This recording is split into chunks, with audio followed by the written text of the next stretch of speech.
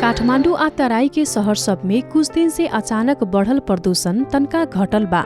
धुंधरा भइल मौसम, खुल के घाम लगला बाद भी ना लौके वाला प्रदूषित हवा आ धुरा ठीक से नइखे हटे सकल।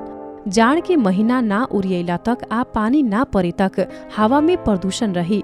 वातावरण विभाग के मुताबिक भोरे आ सजिया ऐसनका प्रदूषण एकदम बेसी बा। ऐसनका बेरिया बाहर चल फिर कैला से स्वास्थ्य में ना निमन असर पड़ सकता। ओमे भी छोट लइकन, बूढ़ पुरनिया उम्र के आदमी त ऐसे और जल्दी समस्या में आ सकतारन। दम के बीमारी, छाती, फेफड़ा आ हृदय में समस्या भइल बेरमतिया के ऐसनका प्रदूषण और भी सता सकता। ओही से मौसम साफ ना होके तब तक घर से बाहर मत जाएम। जाए के ही पड़ी त पूरा देह के तोपाई भर के गरम कपड़ा पहिरेम। टोपी चाहे मोफलर से मुड़ी के टोपी, जूता, मोजा लगाई, मास्क लगाई, सुसुम पानी आ झोलगर चीज खूबे पियल करी।